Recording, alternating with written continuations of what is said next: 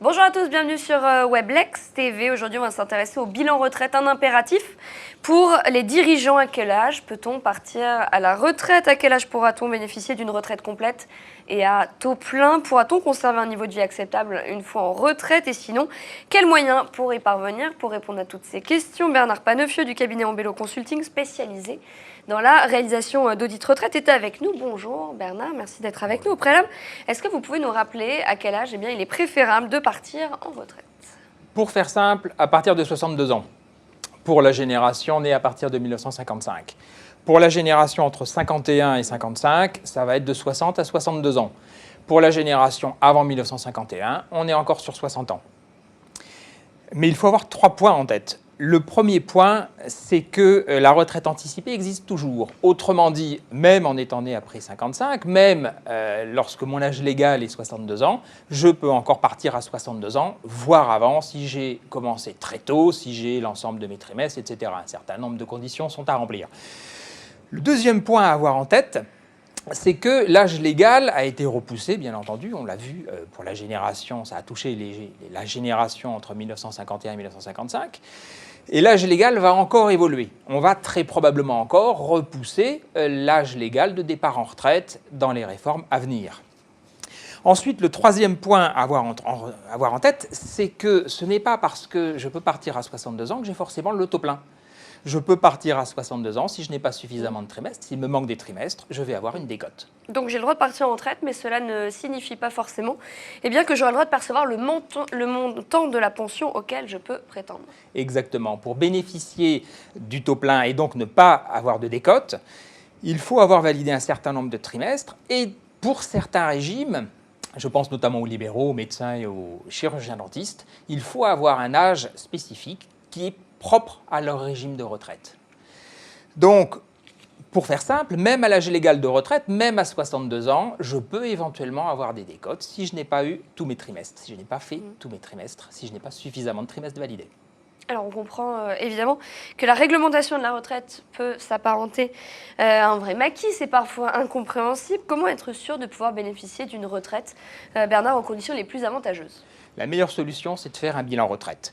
C'est de procéder à une reconstitution de la carrière, à une vérification, à une validation et à une série de calculs pour avoir une vision précise de sa retraite et des montants auxquels on aura droit, en fonction de l'âge de départ, bien entendu. Concrètement, un bilan retraite s'articule en fait autour de la réponse à 3 questions. Quand, combien et comment. Quand, c'est quand est-ce que je peux partir en retraite, avec bien sûr la validation de ma carrière, la vérification d'un certain nombre d'éléments, parce que il faut être bien certain de la date, et évidemment, si on peut avoir des trimestres validés gratuitement, ou pour enfants, ou etc., pour différents aspects, je vais pouvoir gagner des trimestres et éventuellement partir plus tôt. La deuxième question, c'est combien? Combien je vais toucher? Connaître les montants de mes différentes retraites, parce que les retraites, en fait, là, on parle de la retraite, mais il y a toujours plusieurs régimes, donc il y a toujours plusieurs montants qui s'additionnent. Analyser bien sûr les optimisations possibles. Est-ce que je peux racheter des trimestres? Est-ce que je peux surcotiser dans certains régimes? Est-ce que je peux avoir des validations gratuites, etc., etc. Et puis la troisième question, après le quand, après le combien, c'est le comment. Comment je peux partir en retraite? Est-ce que je peux faire un cumul emploi-retraite? Est-ce que je peux faire des optimisations? Est-ce que je peux améliorer le montant de ma retraite, etc. Et comment faire concrètement?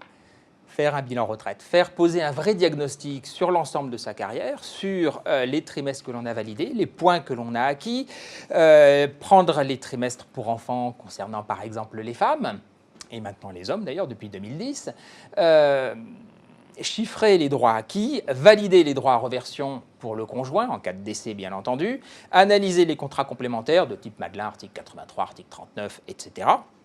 Donc procéder à tout un ensemble de vérifications et de calculs. Il s'agit ensuite d'optimiser la future retraite, mettre en place une stratégie pour améliorer le montant des retraites et optimiser la date de départ possible. Et dans le cadre de votre activité, est-ce que vous rencontrez souvent des erreurs préjudiciables aux dirigeants? Oui, rares sont les dossiers où il n'y a pas d'erreur. Ces erreurs peuvent s'étaler de quelques dizaines à quelques centaines à quelques milliers d'euros. Mais il faut bien comprendre que même si les caisses ont fait un énorme effort de formation et d'information des cotisants, des futurs retraités, c'est-à-dire de nous, toutes les carrières sont individuelles. Et la multiplicité des cas de figure, la complexité de la législation auquel vous avez fait allusion, fait que toutes les carrières sont compliquées, sont individuelles et doivent être analysées spécifiquement.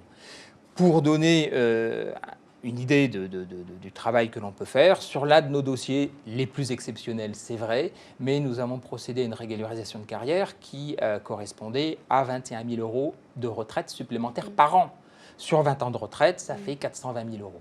Donc on peut, certes, ce montant-là est exceptionnel, mais rares, je le répète, rares sont les carrières où il n'y a vraiment pas d'erreur.